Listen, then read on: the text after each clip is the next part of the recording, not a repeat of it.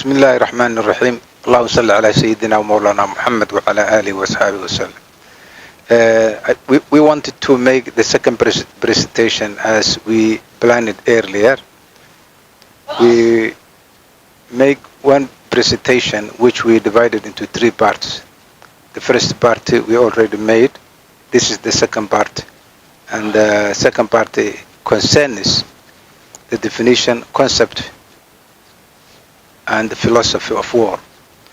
And we already stated in our previous presentation that the subjects we wanted to raise or to take into this second part is: number one, socio-political definition of war; two, quantitative criteria in the definition of war; three, the judicial conception of war; four, multifactoriality of war causation; five, typologies of war; six, incidents and frequency of wars; seven, violence index of wars throughout history; eight, periodicity of war; nine, population and war; and 10, the conclusion of second part of the presentation. Now, we wanted to discuss the socio-political definition of war. Throughout the history, the scholars of the field used to explain or to define war from different perspectives, from different ages, and from different space, time, and conditions. But we selected the most important scholars that left their concept and theory in this world. The scholars that almost in every academic field their ideas are taught. The subject which I wanted to raise today is the socio-political definition of war. There is a socio-political definition of war by political scientists, historians, psychologists, sociologists, and military analysts.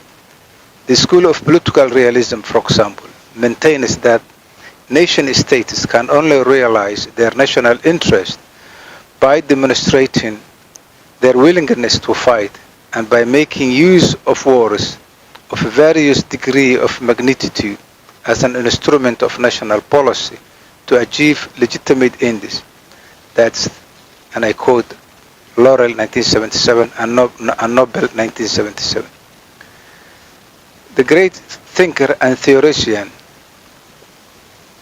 Karl von Clausewitz defined war as an act of violence intended to compel our opponents to fulfill our will. And elsewhere, Karl emphasized, and I quote, war is nothing but a continuation of political discourse with a mixture of other meanings.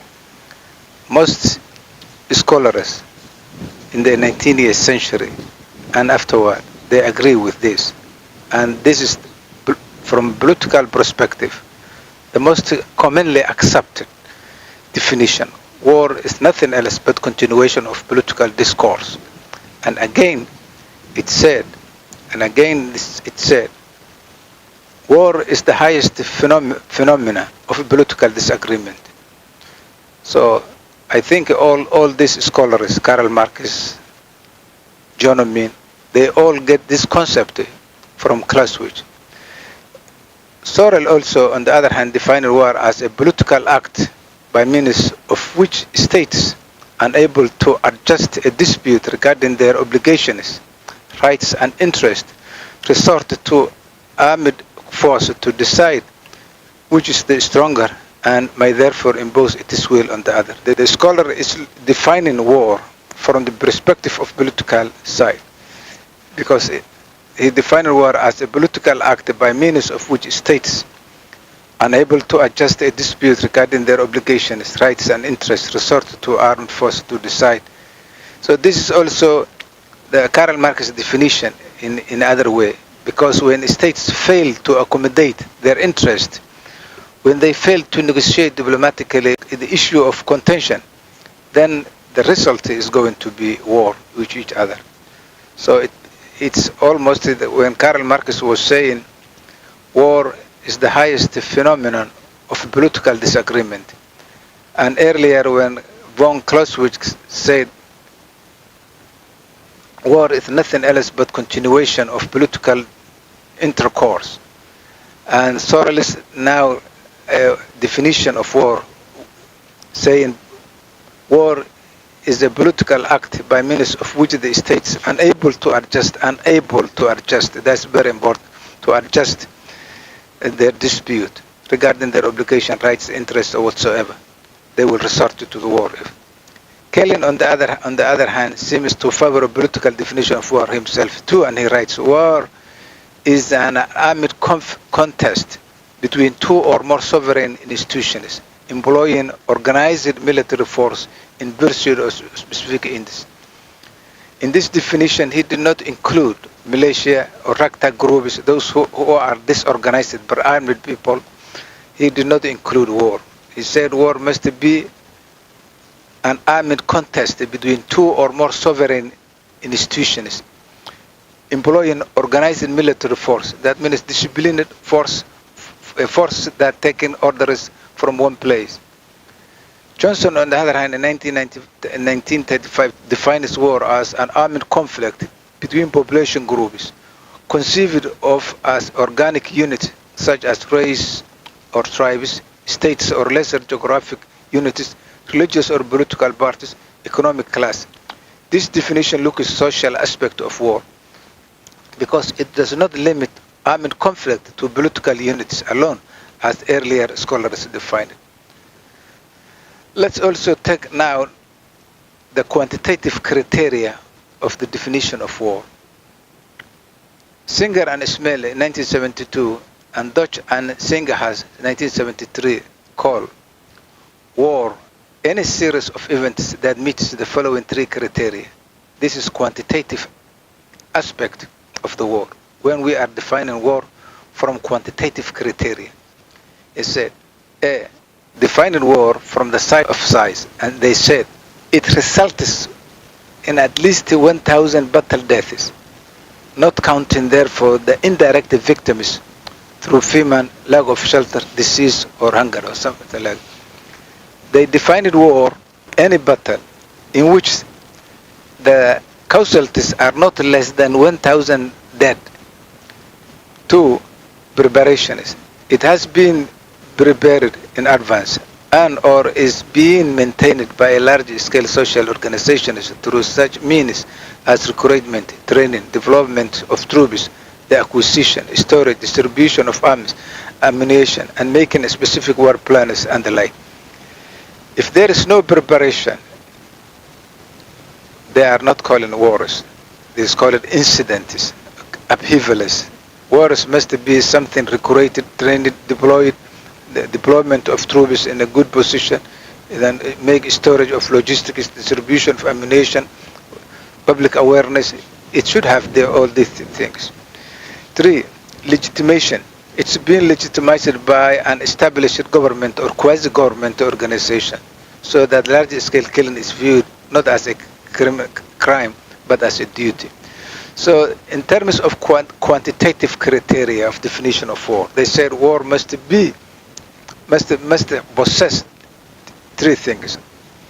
The confrontation must not be less than 1,000 casualties.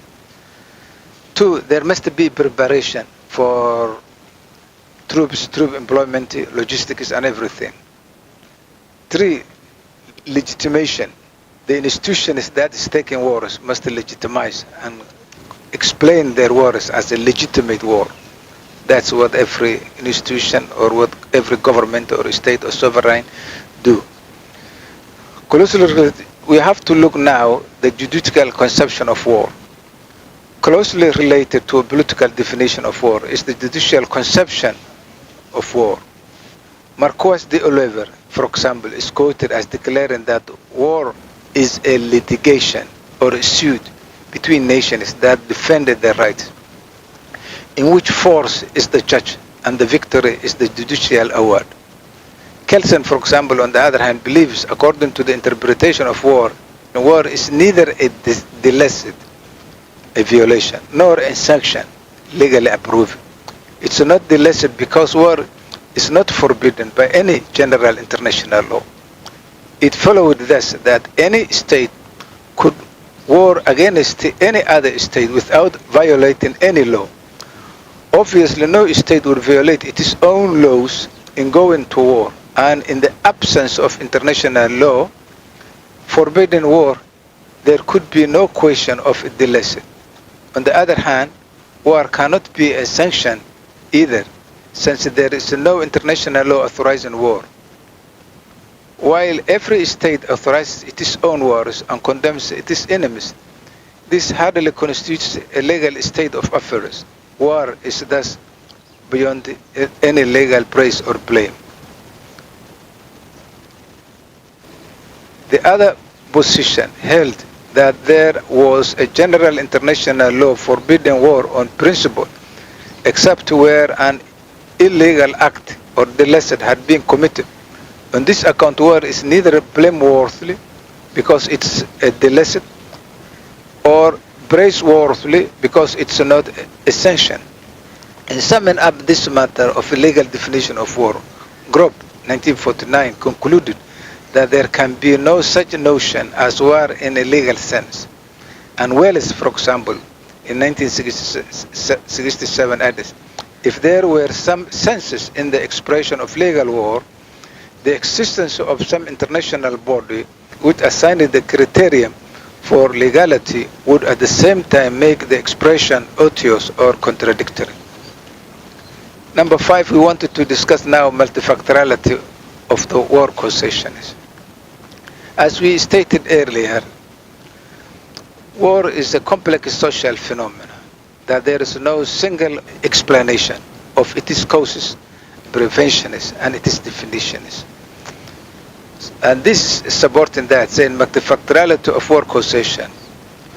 War as a complex, multidimensional social phenomena has so many sources and causes that no theory of a single cause can explain its nature.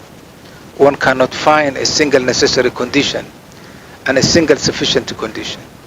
One can only try to find sources, factors, conditions important for the occurrence of the war. Williams, 1972.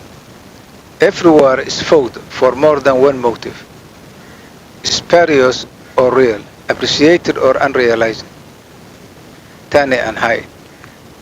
One of the most important challenges to the concept of state as an actor has come from the contention that the behavior of a state is really the behavior of men who act in the name of a state.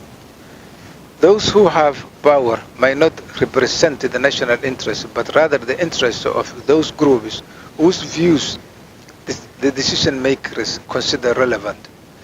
The role that interest groups have in the making of foreign policy of developed countries is a subject of recurrent interest. 3 different groups have been indicated. The first group is big businesses, which it is maintained gains by war through the close ties between business magnates and political leaders. Secondly, special interest has been devoted to the arms industry, which through its direct contact with military establishment constitutes an important lobby.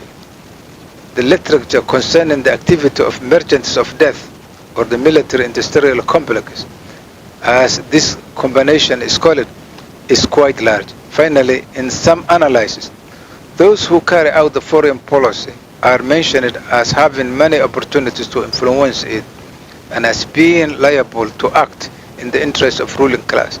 Moreover, it has been suggested that the rules by which international diplomacy is carried out give diplomats an interest in creating tensions and crises even there.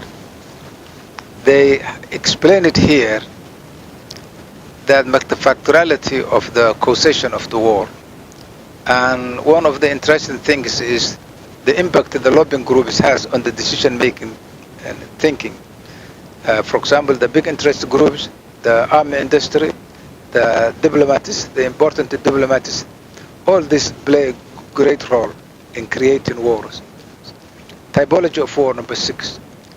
All right, for example, 1942-65 has developed a typology of war which distinguishes among 4 criteria. 1. The civil war, which takes place within the boundaries of the sovereign nation. 2. The balance of power war, in which members of a state system are at war among themselves. 3. The defensive war, which acts to guard a civilization against intrusions of an alien culture. And 4. The imperial war, in which one civilization or nation attempts to expand at the expenses of another.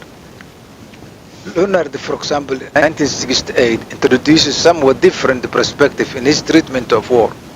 He places greater emphasis on the motives of the nation-state in their initiation of war. He divided wars of aggression into 4 categories. Expansive wars are defined as those concerned with the conquest of foreign territories not previously controlled.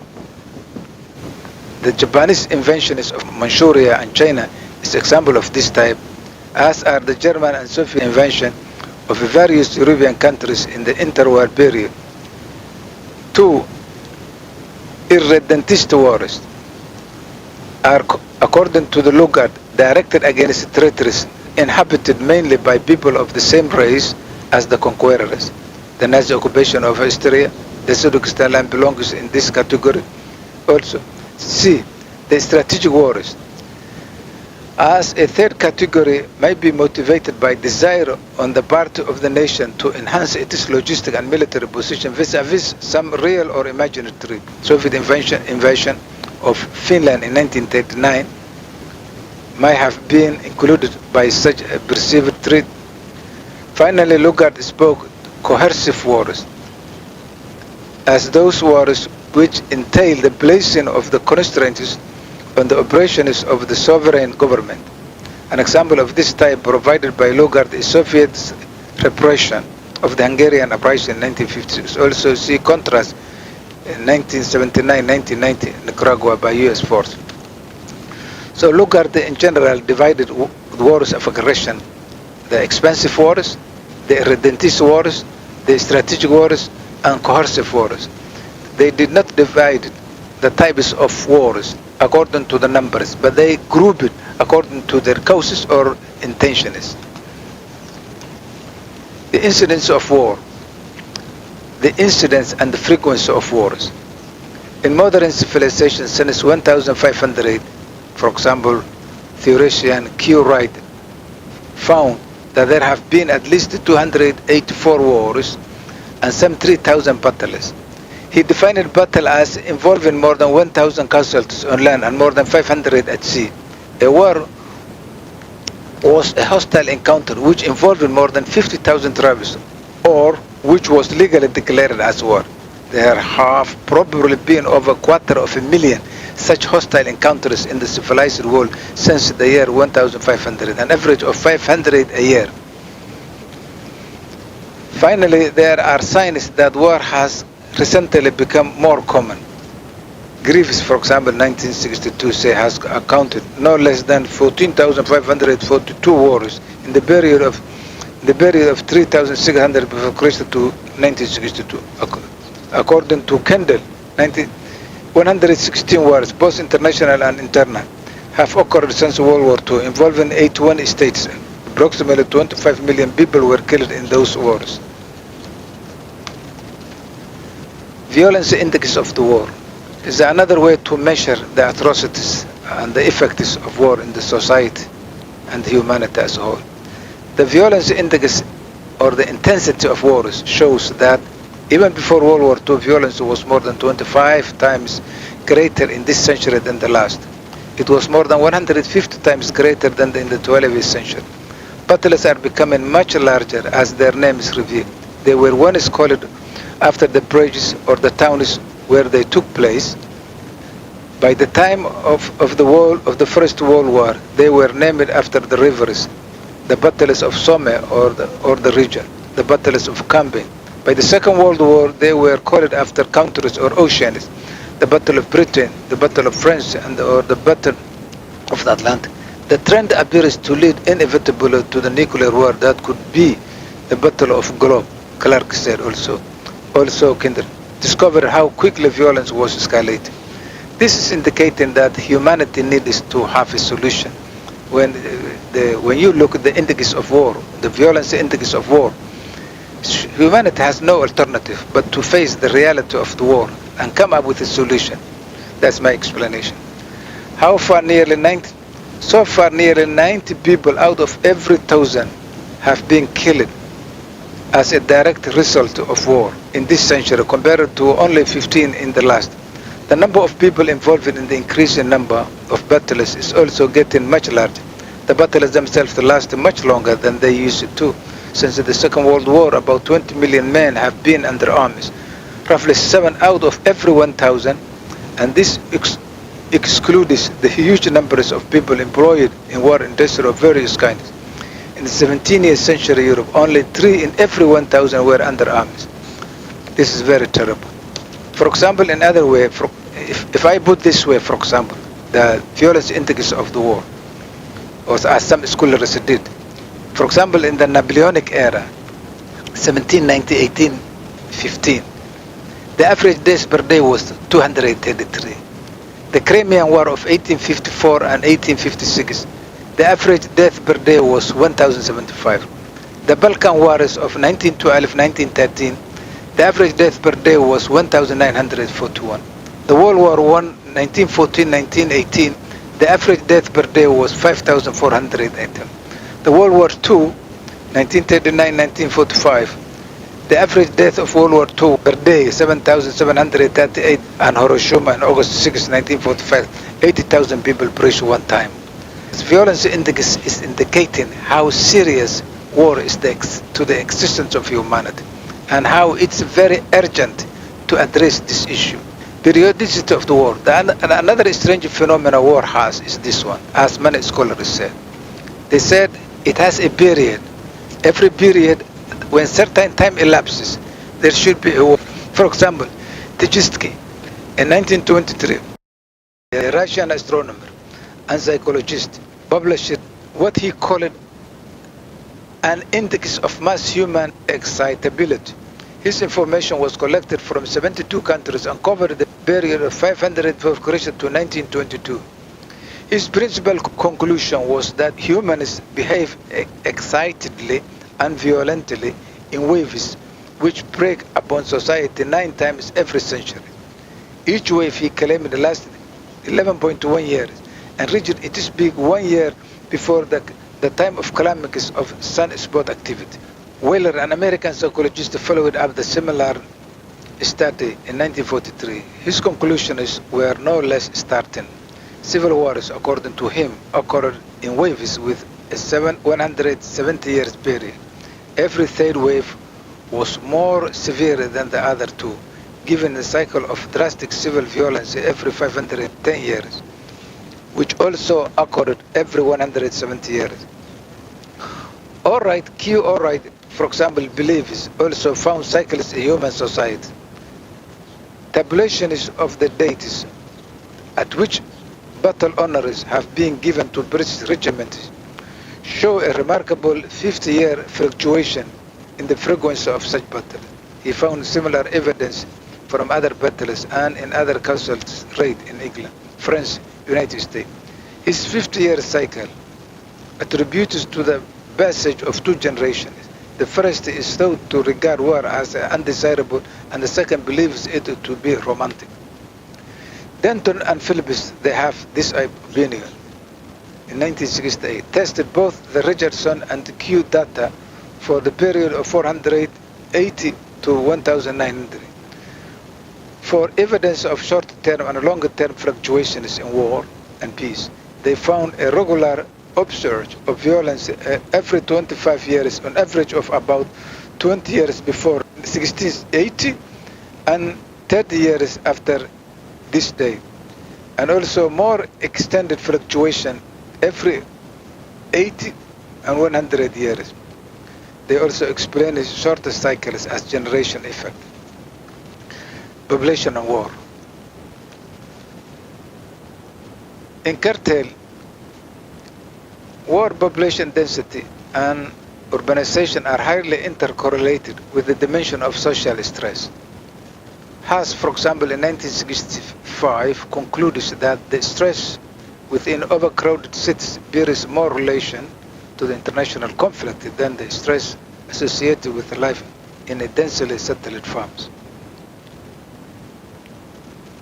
Rommel concludes that demographic variables, population density, birth rate, infant mortality, and rate of population increases were the most important predictors of conflict within and between states.